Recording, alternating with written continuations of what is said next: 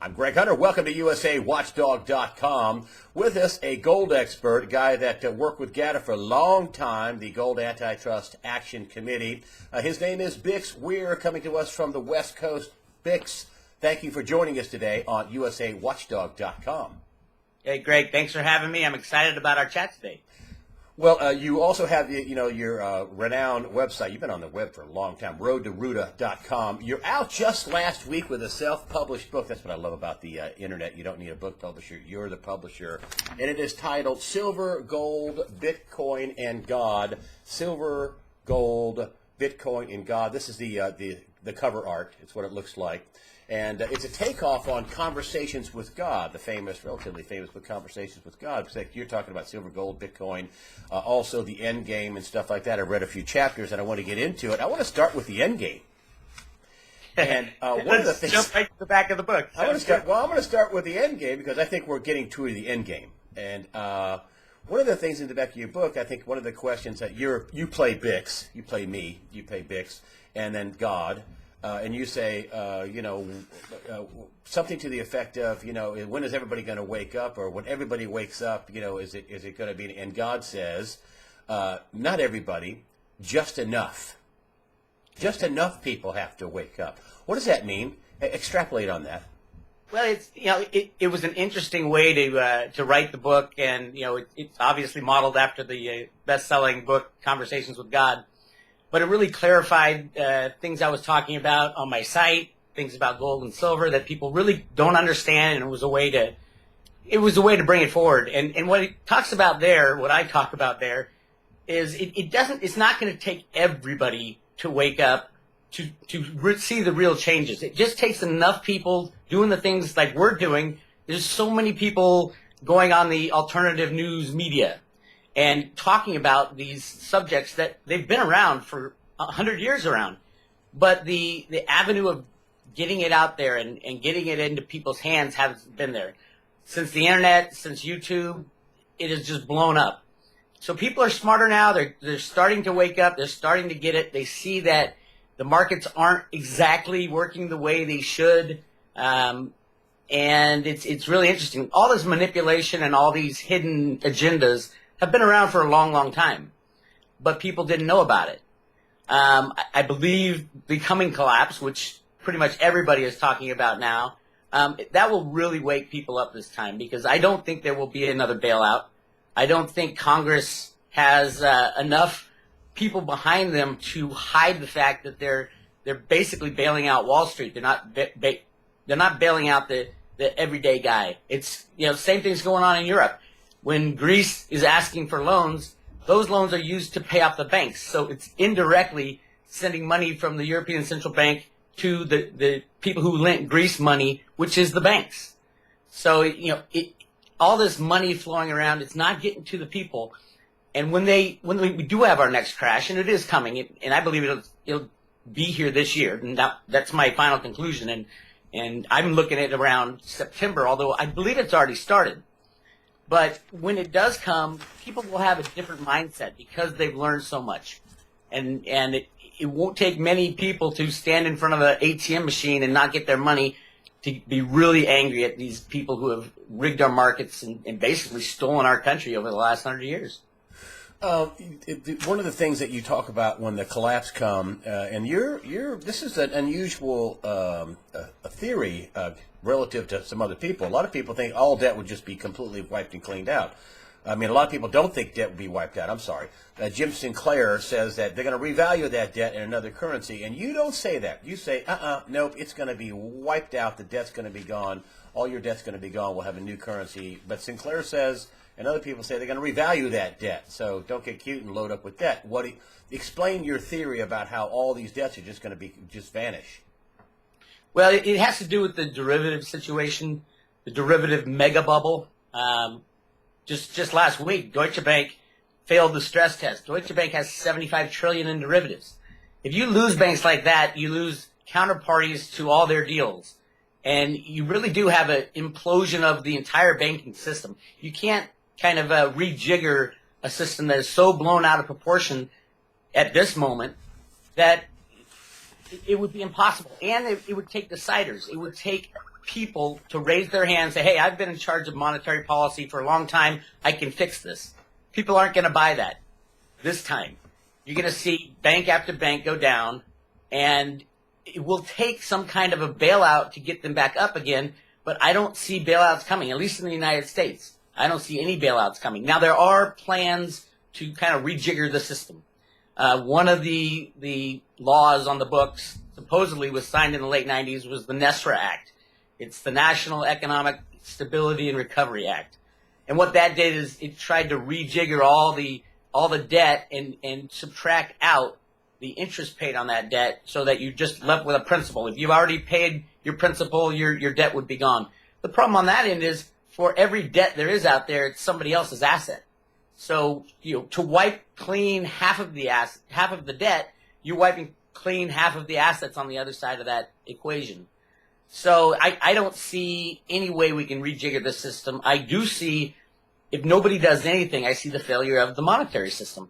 And it doesn't take any deciders to get there. The question is, what do we do after that? In the United States, we have a constitution. We can go back to gold and silver coin. I mean, people, you don't need a decider there. You can trust your gold. You can trust your silver. It's in your pocket. And there would have to be some kind of allocation method. There's been a few kind of plans put forward by the Federal Reserve Bank of Boston. I believe a couple of them could work.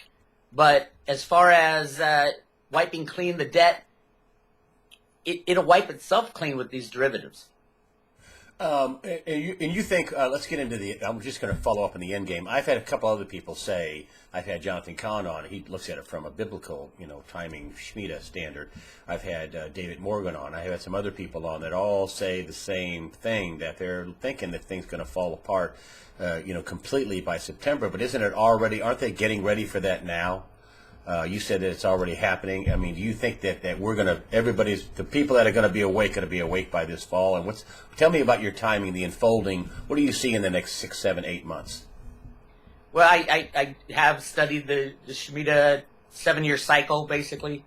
And the funny thing is about that, it's in I think it's in the Jewish faith, but all religions have their Sabbath and their day of rest and things like that. The Shemitah is also a forgiving of debt. And you need to recognize, everybody should recognize by now, there are many, many, many Jewish people who run the banking system. And there are many people who believe in the 7-year cycle. So if you have a lot of these deciders believing in a certain religion, believing that come September, the end of the Shemitah, you're going to have a banking collapse, they are the ones who have the power to cause it. You take Christine Lagarde. I think it was last year. She gave a speech about numerology. It was really a bizarre speech where she talked about the power of 7. I saw that. She did. Yeah. I did in front of the National Press Club. I mean, it was a big audience. It was a huge audience, and there was a lot of bankers in that audience. Now, she has the power to pull the plug as well, and she's talking about 7-year cycles, just like the Shemitah. And you can go back and track these cycles. There's also other things happening in September. For example, it's the end of the U.S. fiscal year. Now, the U.S. is in – we can print money as much as we want for as long as we want until other countries stop buying into the system. We're seeing that now. All last week, people were talking about other countries joining with China. That's right. And the BRIC and the new monetary system. Yep. What does it mean? That's what the United States wants. We're the largest debtor nation in the world. We will benefit the most with the crash of the U.S. dollar because we have the most debt. When that debt goes away, no one will trade with us again, but what does that mean? That means we get to bring all our troops home. It means we get to concentrate on building our manufacturing again. That's jobs for everybody. So the whole idea behind the unbacked fiat system, and I've talked a lot about this in the book, was to run it as long and as hard as you can, soaking up all the benefits, and then at some point down the line, you crash the system and you basically take care of yourself. The United States is going to take care of itself. Every country can choose to be involved in a different monetary system if they want. I think the United States is ready to kind of put our arms around ourselves, take care of our own country, and you'll see the end of globalization. But right now, all the jobs are going overseas, we do have a chance to rebuild our country, but it will take us doing it, not the banks and not all the people who want to globalize everything. And you think that this is going to actually be, and a lot of people, I'm very fearful because there's a lot of poor people out there. And I think we're going to get a lot of inflation because as they crash the system, they're going to print. I just had Lawrence Kotlikoff on, professor of economics, and he's worried about inflation, that they've already printed a ton of Federal Reserve notes, and he thinks they'll print more, and we'll see, before we see the crash, we'll see this big inflation. What say you? Well, I don't really buy into inflation or deflation. If you have a derivative crash, your banks are going to shut down. Could that be deflationary because there's no money around? Yeah, a little bit. But if there's no money around, they're going to have to rejuice the system somehow. Now, will they give the money to the bankers and say, hey, go do the same thing you did for the last 100 years? No, they're not going to. They're going to have to hand out money, or whatever we use as money going forward, which I believe will be gold and silver because that's what our Constitution says we should have as money, physical coins. And then they're going to go out and distribute that money through the population. We have tons of gold mines hidden in the United States that basically every time we find a very valuable natural resource, we put it in a natural wildlife preserve, or we put an army base around it. We don't use it. We've been using everybody else's oil, everybody else's raw materials for at least 100 years since we went on to this fiat money system.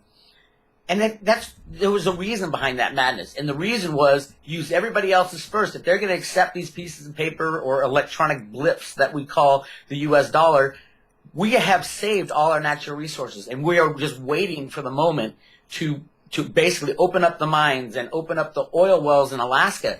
I mean, it was, if you listen to that Pastor Williams, who was the pastor for the oil oligarchs up in Alaska, they found the largest oil well in the world at Gull Island in the 1960s, and they capped it. They said, we're not going to use this until we need it, and we don't need it as long as people are using these phony pieces of electronic money. So there's all kinds of oil that's waiting to be used in the United States. Now, can't some people are going to take a hit? I mean, people who think they're going to retire with all this paper wealth and all their stock portfolios and all their brokerage accounts. I mean, does that survive, or does that get flushed right along with the derivatives?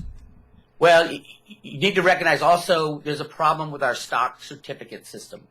And I believe we talked about this before. It's the DTCC, the Depository Trust and Clearing Corporation.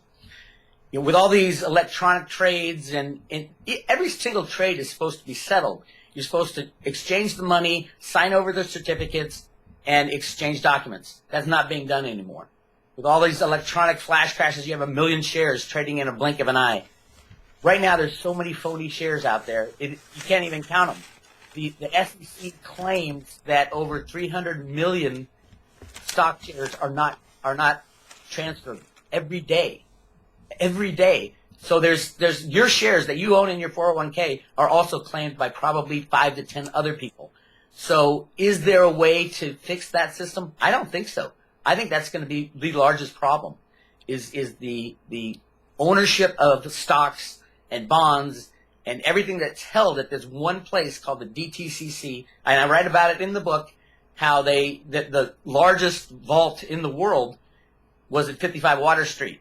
It was the largest vault it had over $34 trillion worth of documents in it, and it was flooded during Hurricane Sandy. Underwater for a month, they pumped it out, and then they set it on fire. It was crazy. Oh, well, it lo and behold caught fire. Well, yeah, and and they said, oh no, don't worry, it's all backed up electronically. Well, if it's all backed up electronically, first of all, why do they have the most valuable documents, paper documents in the world, buried at 55 Water Street that has been known to flood during hurricanes? It's just crazy. Would you put a vault of the most valuable paper in the world at 55 Water Street unless you had another agenda? And there was another agenda. They wanted to get rid of a lot of these stocks and bonds, especially bearer bonds, which you have little coupons that you clip off and you cash it in for money. They're not talking about it. They don't want to talk about it. They don't want the world to know.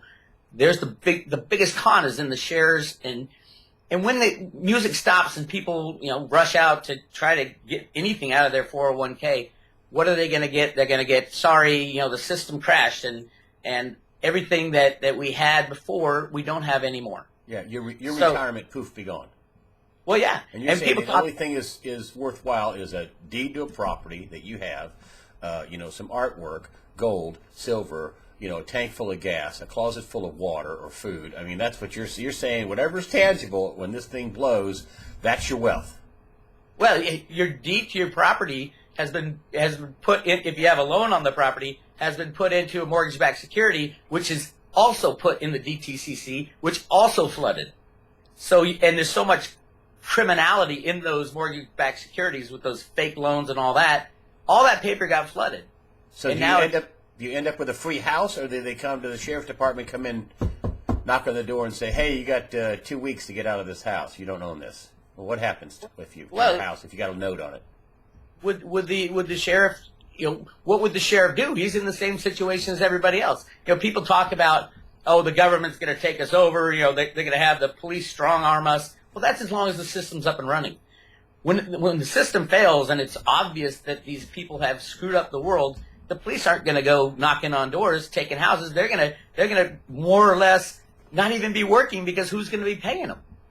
So they're going to go home and take care of their own house and their own friends, and they'll be just as mad as the government as we are. It's a very small amount of people that are going to get the blame, and that blame's going to come hard and fast, and there will be justice for all the crimes that have been committed. In my opinion, I think once the next crash happens, you're gonna see just a vast amount of information come out about what really happened over the last 100 years. Could we also have some major chaos? I mean, aren't the powers that be, if they're that evil, and I think I'm pretty sure they are, I mean, they're Satanists, basically. That's what some people say. If they're that evil, are they going to want to invite chaos? Are they going to want to invite, a neighbor against neighbor and things like that? There are people who say, yeah, they're going to, basically when the system crashes, you have two choices. One is you take care of yourself and fend for yourself. Two is you go into the arms of the government. And truthfully, I'd rather fend for myself than go into the arms of this government. And yeah, there will be chaos, but there's also been a plan in place since the 70s on how to make the transition. And that came out of the Federal Reserve Bank of Boston. And all the documents that I have researched there, you can go to my site and check it out. It's all in the book as well. They have had a plan since the 70s on how to return to a gold standard and how to make that shift away from the current system, the unbacked fiat system with massive abuse, to a more sound system. And I do believe there are people, there's a lot of people in government right now, in Congress, that know about this plan and are working towards it. That's why they don't care about the deficit. That's because I think you said in your book also that they were told, the congressmen were told a long time ago or a while ago, they've all been told that just print all the money you want, we're never going to pay it back. In effect. True. And this is in your book, right? Yeah, this is in the book, and it gets back to the original idea of the Road to Ruta, which is Alan Greenspan's idea. Alan Greenspan was a huge gold bug in the 60s. He invented computer banking. Him and his friend John Kemeny invented a computer language called BASIC, which is like the very first computer language, and everything is based off BASIC. And it was Alan Greenspan. That's how he got into to be the head of the Fed, is his computer models and his computer programming was able to rig the markets. And putting Alan Greenspan, the biggest gold bug known to man, in charge of the Federal Reserve, the anti-gold, I mean, that should have told you something back in 1987. And when Alan Greenspan got into office at the Fed, literally within 2 months there was a computer crash, and the stock market took that gigantic dive. That was all computer based, all run by Alan Greenspan, and he to this day is still working to basically destroy the monetary system and get us back to a gold standard. That's you have the documents in your book to back that up. And this is not just a theory. This is something that you think the Federal Reserve, in reality, is really wanting to go back to a gold standard, not just print out all these trillions and trillions of digital dollars all over the world in digital bonds. Yeah, and it's called, I call it the Road to Ruta theory, But I've proven that theory time and time again. That's why you see Alan Greenspan coming out now talking about gold, talking about how bad the economy is. He's still working that same plan. Destroy the U.S. dollar, and then when it's all done, obviously we wouldn't pay off any of our debt, and we'll just go back to a gold standard. That was always his plan. And the Federal Reserve Bank of Boston has, the documents that I've looked at and analyzed and talk about in my book and on the website. I mean, you have people standing in line at ATM machines with gold coins in their hand. You have people cashing in. This is Federal Reserve documents, these booklets that they release. It tells you exactly what's happening. And the people who have spent the time to look at it and look at my research are blown away that this is happening at the Federal Reserve. And just look at the U.S. dollar. If you look at the new $100 bill, it's got gold all over the right side. And if you look right above the 100, it's the part of our Declaration of Independence that talks about overthrowing your government. That's right on the $100 bill. How obvious can they make it? Well, you're right. Now, there's a lot of people out there that say there's no gold in Fort Knox, that the U.S. has no gold, that they've lost all their gold. If they had their gold, they wouldn't do all this naked short selling and all that. And there's some pretty high-powered people that say likely there's no gold. One of them is Paul Craig Roberts, a former Assistant Treasury Secretary. Other people, like Jim Rickards, says the U.S. government may have sold the foreign gold holdings to China, but they wouldn't be so stupid as to get rid of our gold. What camp do you fall in? Does America have any gold left, or did we sell it all to China? Well, it's interesting. I think it's a little of both. I think the obvious gold, the gold in Fort Knox, the gold at the Federal Reserve Bank in New York, I think that's all been swapped, either sold or swapped out, which is fine. That was only 8,000 tons of gold. We have so many gold mines in the United States that we have Chocolate Mountain, the largest gold find in the world. In the 1990s, all these congressmen flew out to Chocolate Mountain, and basically they went and looked at this gold mine. We're not talking 8,000 tons. We're talking hundreds of thousands of tons, more gold than is out there in the world. Same within the Grand Canyon. In the early 1900s, there was a gigantic find of gold, and they started mining it, and then they shut it down and put it into a military base. You still can't go to this part of the Grand Canyon. It's guarded by the U.S. Marines. All this gold that we just, if it's not mined yet, we hold on to it because we know at some point we're going to need it. And there are other people within the United States government, I call them the good guys, that have been hoarding gold, and all the falsehoods in the amount of gold out there. You know, they say there's 180,000 tons that's ever been mined in the world. Well, that's not true. It's not true at all. And it was the Oppenheimers that invented that number back in the 60s. And you think it's much higher? Oh yeah, millions of tons. And a lot of it's hidden away. They don't want it to come out for various reasons. One, when the gold mine in the Grand Canyon was found in, I think it was 1904, 1905, what would have happened, supposedly there's about 10 times the amount of gold in this one mine than was available in the entire world. So if you put that gold, and this is my take on why the Federal Reserve was allowed even to happen. If you put that gold into circulation, it would devalue, because gold was money back then, it was used as money. It would devalue everybody's money and cause social chaos. So they said, we're going to hide this gold away. We're going to keep it here. We're going to print a bunch of bonds. You're seeing those bonds resurface now from the 1930s. These huge, $1 million bonds signed by the government that you think, well, these have to be fake. But there's a lot of research that goes to these are real. And they're based off the gold that we have hidden all around the world. You look at Yamashita's gold, or Yamashita's gold. It's this gigantic gold find, and it was stored in the Philippines in 80 different sites. And when Yamashita, the emperor, or I think it was the emperor of Japan, when they knew they were going to lose the war, they hid all their gold in the Philippines in these 88 sites. And people have found gigantic hoards of gold. And there's all kinds of hidden mysteries around gold. That's part of the thing that will come out when the system crashes and we go to everybody turns and looks at each other and says, what happened? And I do believe the truth will come out. Do you think they're managing the crash? Do you think they are intentionally, They're steering the plane into a field with the landing gear up, and they're going to belly land this thing. But they are going to crash it.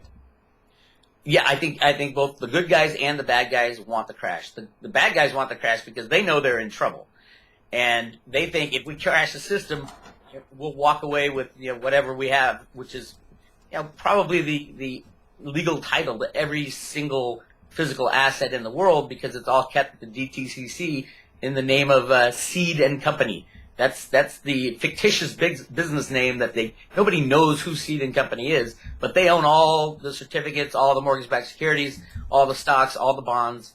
It's in Seed and Company's name, and supposedly there is a handful of people who own Seed and Company, and there was a investigation in the 1970s at Congress, and they came back, it's owned by a couple people, but we're not allowed to talk about that. So what about the good guys? Why do they want the crash?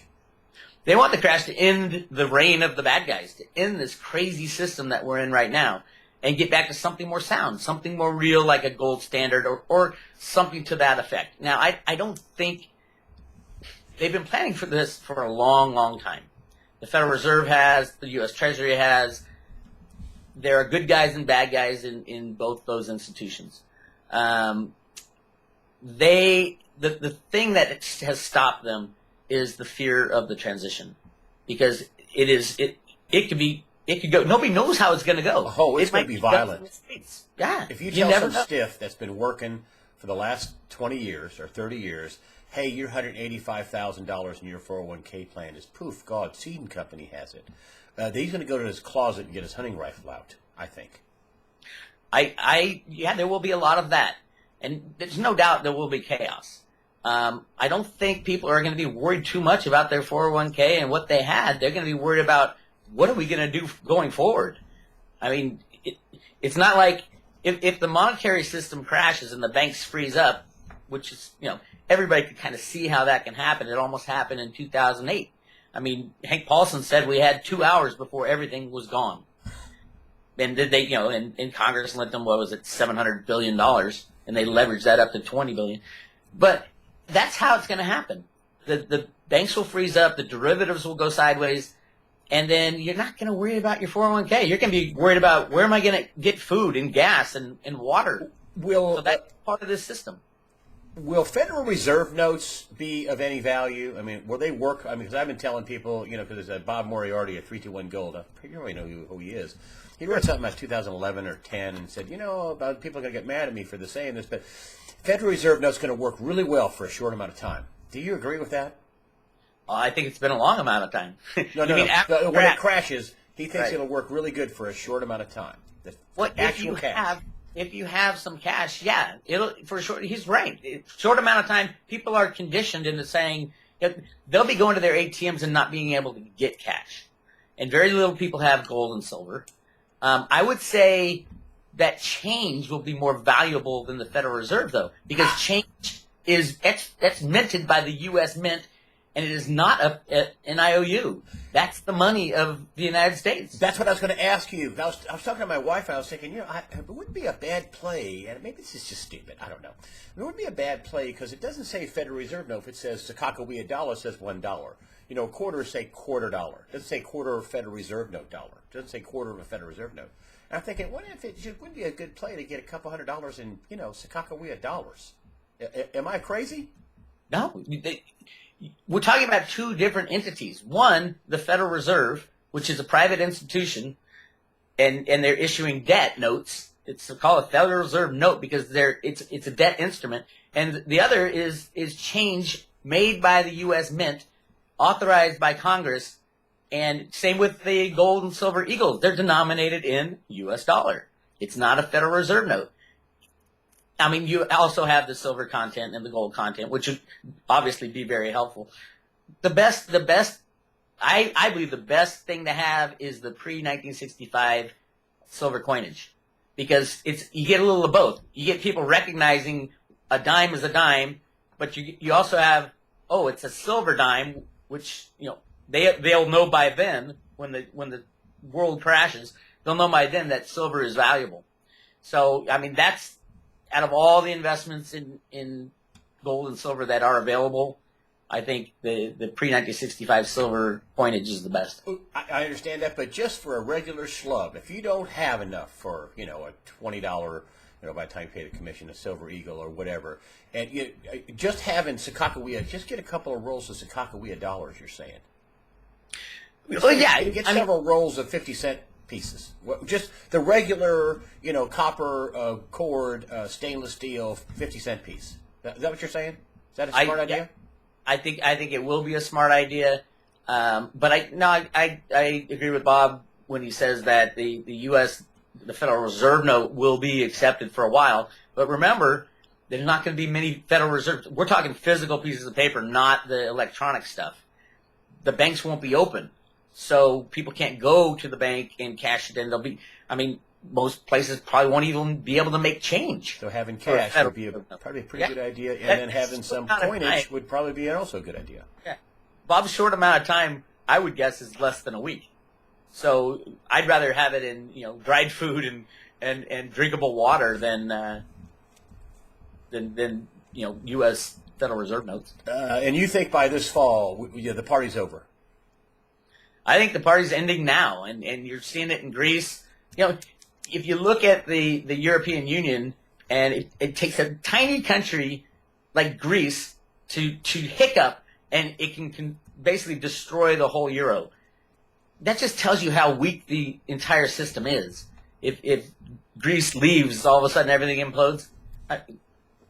To build a true and sound monetary system, you got to have a base of truth. And the euro was built on lies and covert actions, in my opinion, and it was all part of the one world government, a single currency. Those are the people who tried to do it, and crazy for the people of Europe to go along with having someone else, another country or another entity in charge of your own national monetary system.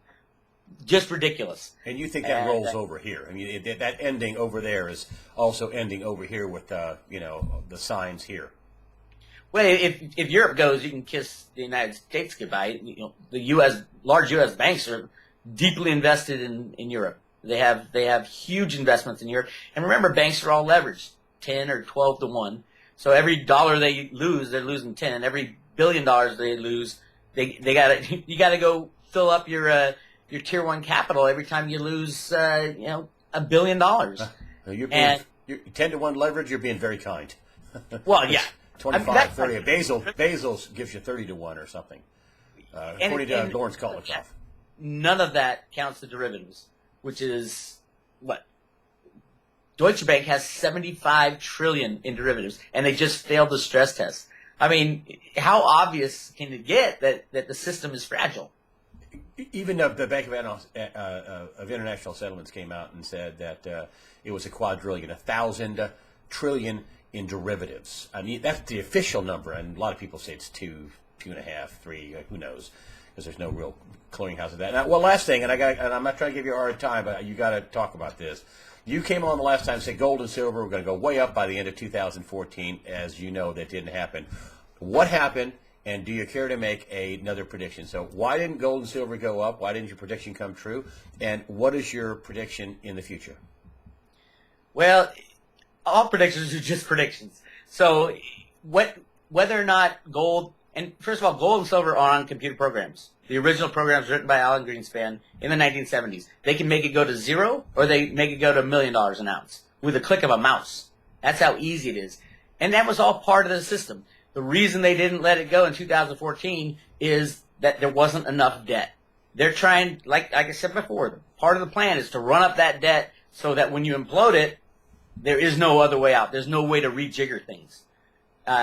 I was not aware of this, the Shemitah, the 7-year plan. It kind of makes sense now why they've been holding off since 2008.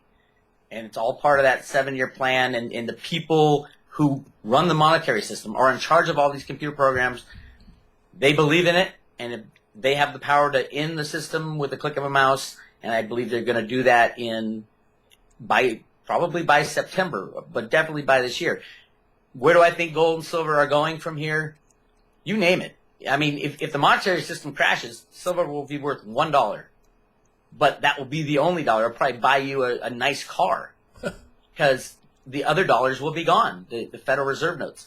So it's all in the computer programs, and they can set the price to wherever they want. But I do believe this year this is the year that they're going to end the manipulation and in this monetary system. Are we going to find out that debt is not money and debt is not an asset this year? We've been told that for years. Are we going to find out debt is not money and debt is not an asset? I believe, yeah, I do believe it's this year, and you can see it happening already in Europe, and it won't take long when the Greeks say, okay, Germany, we're done with you. We're gonna go have Russia take care of us for a while. That whole system's going to go down, and then we'll come to the United States. And I just want you to expound on that silver's worth $1. And the reason why you're saying that is because there won't be any dollars. I mean, you're saying that either you have gold or silver in a liquid, storable form of wealth, or you won't have wealth. Is that what you're saying? So it doesn't really make any difference just so you clarify this, what the actual dollar to today's price is, whether it's $100 or $1,000 or $1 million. You're saying either you have it or you don't? Well, if you have a crash of the system, you have a crash of the banks. They're all interconnected. You can't have one of the big banks go down and everybody else stay fine. So, yeah, that's where the disappearance of the dollar will be. And it will be in the banks, and people will go to their bank and try to get their money out. And just like almost happened in 2008, and Hank Paulson stopped it at the last second, this time they're not going to be able to stop it because the United States wants the system to crash, to get us out of this mess and so we can start fresh again. Excellent, my friend. Here's your self-published book. It's Gold, Silver, Bitcoin. I'm sorry, we didn't cover Bitcoin and God. Gold, Silver, People are just going to have to buy the book. Gold, Silver, Bitcoin, and God. This is the cover art of Bix Weir's book. The website, roadtoruta.com. I'll put a link for this book at the end of this interview. Bix Weir, you the man. Thanks for coming on. USAWatchdog.com. Thank you.